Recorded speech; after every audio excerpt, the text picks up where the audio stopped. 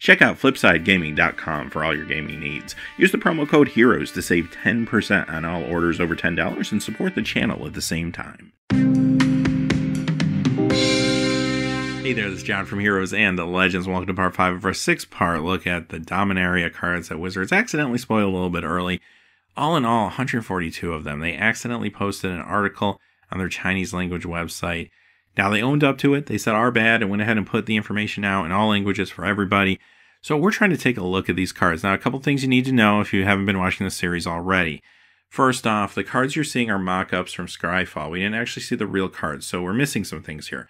We don't have art, we don't have flavor text, we don't have rarities. Rarities are actually very important too, especially when you're talking about limited. So this isn't going to be your regular review of cards that we normally do on the channel, like when they preview them or when we do our set reviews. This is more of a first impressions, just a quick first look at all the cards. Just get an idea of what these cards are doing, what the colors are doing, that type of thing. So quickly before we get started though, just a really fast reminder, if you're looking for a way to support the channel, just check out the description below. You'll find a few. I'm just going to leave it at that because I'm starting to lose my voice. Let's get into the cards. I'm going to make it though, just 2 more videos. Okay, Ancient Animus. This one is a green and 1 instant. Put a +1/+1 counter on target creature you control if it's legendary. Then it fights target creature an opponent controls. This is fantastic green removal in your limited and draft games. As a matter of fact, in draft, this is a high draft pick, maybe even first pick in a lot of packs. The trick to this card is you don't have to target a legendary creature the way it's worded. If you did, that would make the card maybe a little too conditional. But because you can use this as a fight mechanic on any creature for just 2 mana at instant speed, this becomes an incredible card for you. And yeah, if you happen to have a legendary creature, well, bonus. It gets a +1/+1 counter on top. And there's a lot of them in the set, as we've been seeing. So that's kind of awesome, too. Standard, a lot of times, will shy away from the fight mechanic because it is a little conditional. However, with this economy behind it, I do think this could even see standard play. Baloth Gorger.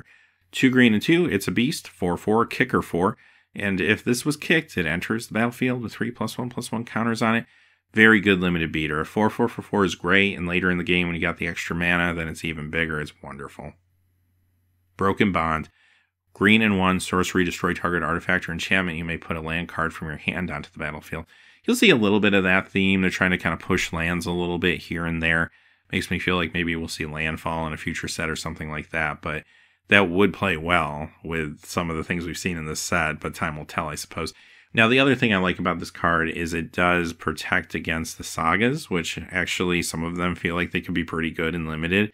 Not to mention artifacts just generally, so even if I'm not main decking this, it feels like a fair sideboard card. Corrosive Ooze. Green and 1, Ooze, 2/2. Whenever this blocks or becomes blocked by an equipped creature, destroy all equipment attached to the creature at the end of combat. So this could make people think twice if they have some good equipment that they want to hang on to when they get into combat or when they're defending. Something to think about there. But aside from that, still a 2/2 with upside for 2. So hey, why not? In limited, you'll be happy to run these. Gaia's Blessing back again. This one is a reprint, of course. Green and 1, sorcery. Target player shuffles up to 3 target cards from his or her graveyard into his or her library. Draw a card. When Gaia's Blessing is put into your graveyard from your library, shuffle your graveyard into your library. Sometimes in the past, I would think about playing this card, and then I'd kind of be like, I'm going to cut it for a creature or something, or a removal spell. Because yes, it is nice to sometimes get the chance to draw your removal spells or other important creatures again if they're in your graveyard.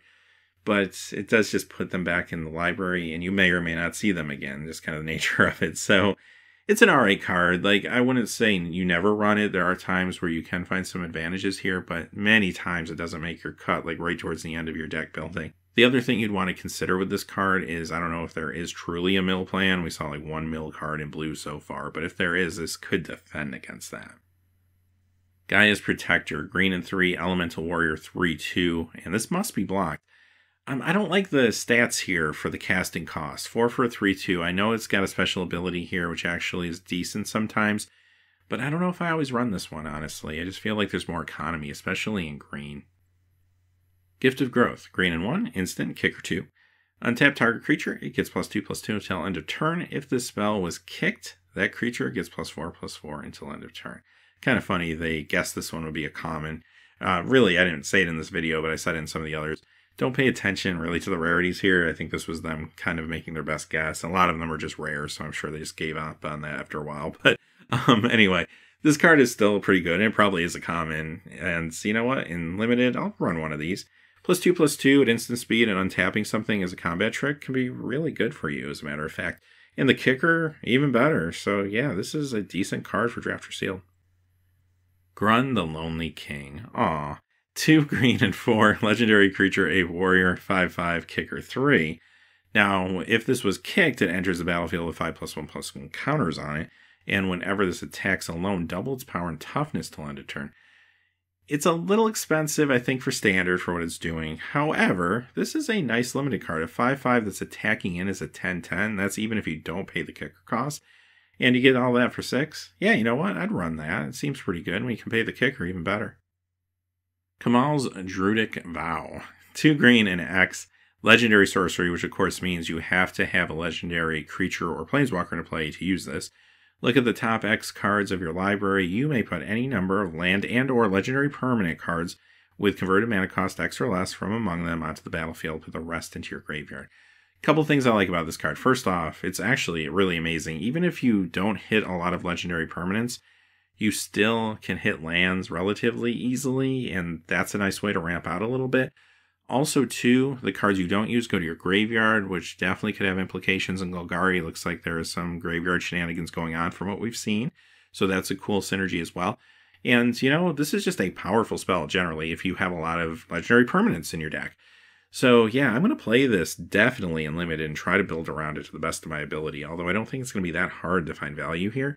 And maybe, just maybe, there's a standard deck at some point that tries to use this, because I do think if a legendary themed deck can get there, it's going to be because of cards like this. Alright, we got another reprint. This one's interesting. Llanowar Elves back again. 1 green Elf Druid. Tap to add a green to your mana pool. 1/1. Notice they don't say mana pool anymore. They just streamline that too. But what's interesting about this card is simply the fact that it's been a long time since we saw a 1-drop mana dork. They've avoided that for a while, doing 2-drop, 3-drop, sometimes 4-drop mana dorks. This is a super economical card. I mean, playing this on turn 1 and then on turn 2 having access to 3 mana is very good, puts you ahead of curve. This is first pickable, I'm sure, in a lot of packs. I kind of wonder what rarity it will be. I hope it's common, but you never know. And yeah, this thing is going to be phenomenal. Good enough to see play in standard. It's going to be there probably in numerous decks during its time in the format. Llanowar Scout. Green and 1, Elf Scout 1/3. Tap, you may put a land card from your hand onto the battlefield. Interesting card here. I feel like this is going to be great for limited, maybe even see standard play. Usually you see this type of ability on like an enchantment or sorcery or instant. This is a nice way to be able to have it repeatable and still give you board presence, because if you don't want to or can't use the ability, then you still have a 1/3 creature. Yeah, this is actually kind of sweet. Marwyn the Nurturer. A green and 2, legendary creature, Elf Druid, 1/1. Whenever another elf enters the battlefield under your control, put a +1/+1 counter on Marwyn the Nurturer. Tap, add an amount of green mana equal to Marwyn's power. Okay, so this is basically a 3-drop mana dork, which isn't bad for you in limited either. However, if you can put some elves into play, it gets a little bit bigger, gives you more mana. I don't really see this crossing over into standard because they've given us a lot of great ways to get mana, but really nothing to ramp into. I mean, that could change. We haven't seen the whole set, of course. Also, I think this is just a little too fragile for standard, being a 1/1 for 3. By the time we get to that portion of the game, there's going to be a lot of things that can stop this creature before it can really do anything productive. And that's even more true in, say, modern elves.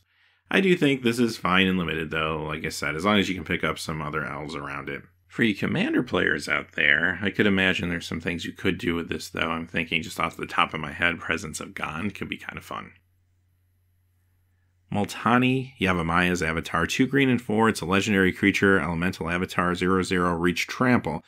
Now, this will get +1/+1 for each land you control and each land card in your graveyard. Pay a green and 1, return 2 lands you control to their owner's hand, and you get to return this from the graveyard to your hand. So it's very persistent. I like that. I also like the fact that it's counting lands in the graveyard towards power toughness, because we have seen a little bit of mill going on in blue, at least. Maybe just one card, but who knows if there's more. There's definitely some shenanigans with graveyard stuff going on with Golgari in general. So I feel like there's a payout here that we haven't seen yet, perhaps. There's ways to maybe make this better even. And that's actually kind of interesting to me. We also saw the white card that blows up lands, the Saga. So that takes all the lands off the battlefield, at least for a period of time anyway. And then during that time, you could have a large creature attacking, right? So I don't know. This feels actually pretty sweet with the trample, especially. I like this.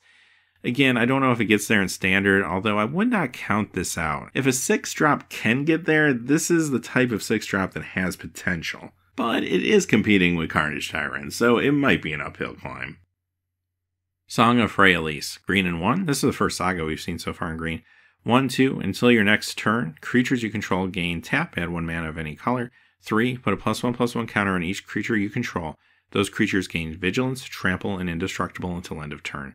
Alright, so what I like about this particular Saga is at least it's a little bit cheaper at 2 mana. However, don't let that fool you. This is probably not a good play on turn 2 most of the time, because a lot of times you're not going to have a 1-drop. If you do, maybe it's a Llanowar Elf. And then you could color fix, I suppose, but you're not going to ramp or anything like that. And then when you play your next creature, it's going to have Summoning Sickness, so it can't tap for the ability anyway. This is a little bit better probably on turn maybe 3 or 4 to allow you to color fix and or ramp, and then it could be decent for you, especially in some builds that are looking to do something like that. Now, the number 3, that's wonderful later in the game. So let's say in my draft and sealed pool, I have reason that I might want to color fix. Maybe I'm going into a 3rd color or something. I have some larger creatures I want to ramp into. But later in the game, I feel like, well, this could be a dead draw for me. Well, the number 3, if this thing can stay on the battlefield, kind of mitigates that a little bit. Because now if you have a couple big creatures that need trampled or something like that, you have the opportunity to have one big turn with them. Again, the tricky part is making sure this thing doesn't get blown up in the meantime, though, and that's where it gets a little bit awkward. I don't know if I'm always running this, honestly, in draft and sealed, but I think there are times where I at least would want to try it out. I feel like there are builds where this does make sense.